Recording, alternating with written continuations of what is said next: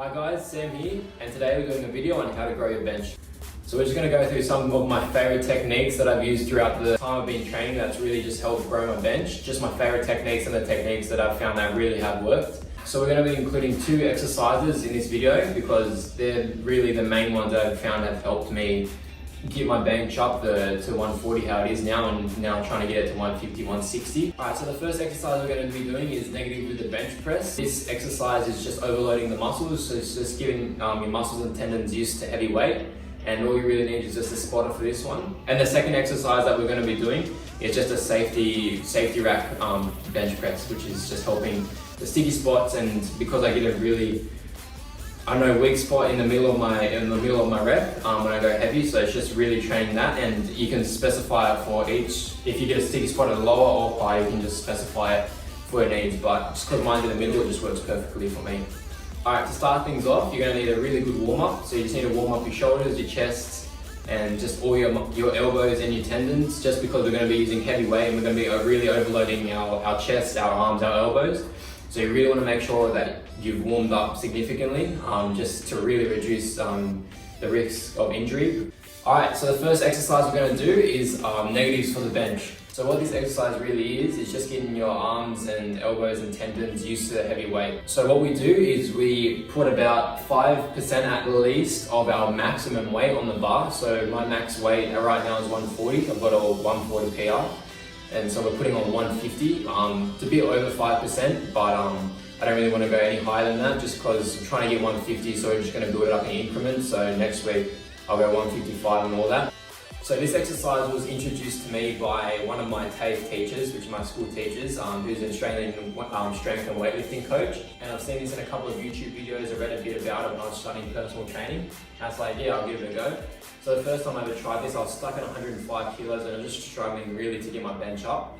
And so I tried this, and then the next bench session we did, which is a week later exactly, I got a 120 PR. So that was high for me at the time, and yeah, to get 15 kilos extra on my bench was pretty insane.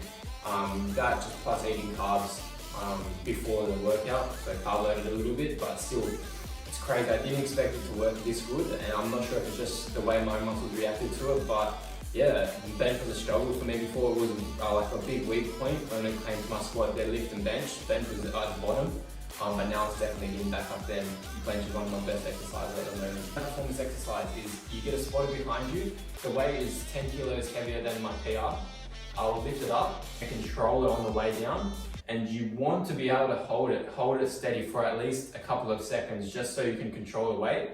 And so your elbows are getting used to holding it, because you're not going to be able to press it back up. But if your elbows are able to keep it static, that really helps. And so pretty much you have the spotter behind you. And as soon as the bar starts moving down, the spotter has to get ready. You touch your chest or go all the way down, and then the spotter will help you lift it back up, and you just push it back. So you're not really doing any of the work on the way back up, it's just all concentric. So the spotter really needs to leave the bar alone. I know it's a bit scary at the start, that's why I recommend building your way up, working your way up, even going before your PR just to try some weight that you can actually control, and then go up heavier as you feel confident. We're just adapting our body and getting used to the heavy weight. I find that it really helps, and it definitely helps with confidence, and yeah, you'll be surprised. I definitely recommend giving it a shot before you just think, oh no, this can't work, just works for him. I definitely recommend giving it a shot at least, but just make sure you warm up. Make sure you have a good spotter, strong spotter, and just make sure you're confident with the bench press. If you can't bench press properly, if you don't have good form, I wouldn't be trying this. I definitely recommend getting your form first, because form is the number one for a good bench press. And then once you've got your form, and once you're struggling, and once you've hit a plateau, then I recommend trying something like this.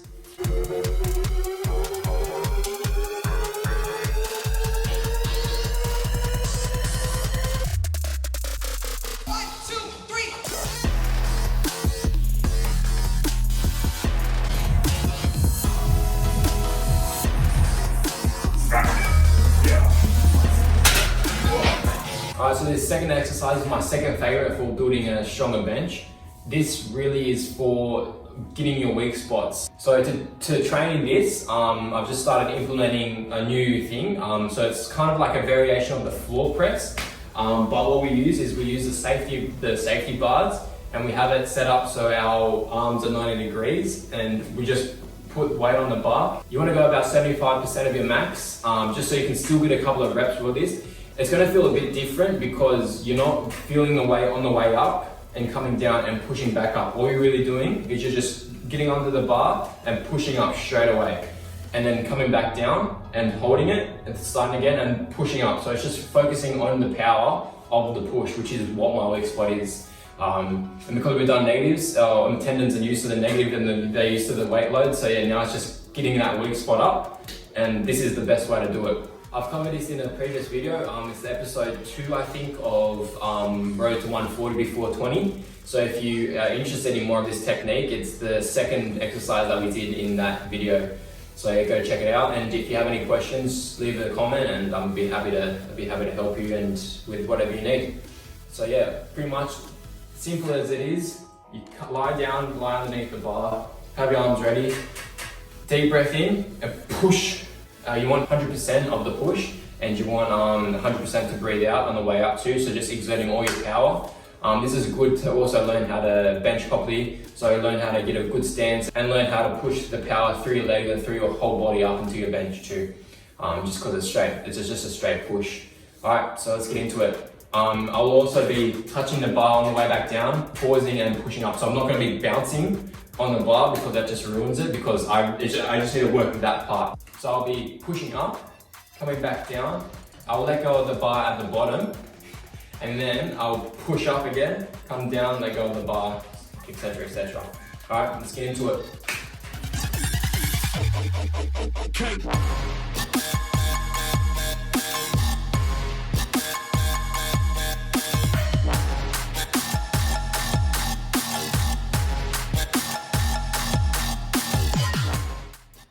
Alright, so that's our second exercise done. One thing I can say for that is this can be adjusted to where your weak spot is. So if your weak spot is actually getting the bar off your chest at the start, you move the safety bars down. So this is just off your chest. So you're getting a push from the start. If your weak spot is at the top, because I've had that a couple of times, my weak spot is just really getting my elbows locked out, put the safety bars at the top and do the same thing.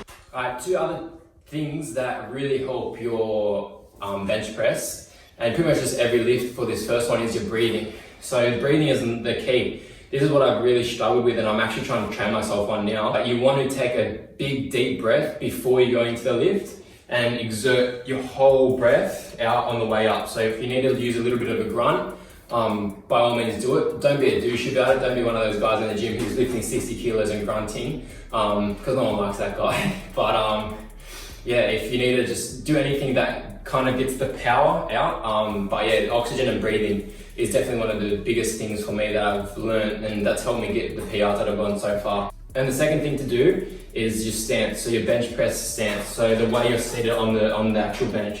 I've learned from a couple of YouTubers, so I find if you just look up how to bench press properly, heaps of powerlifters will come up with the proper stance to use, so that's actually legal for competitions, but as well as helping you because you can use your legs to drive up your bench press.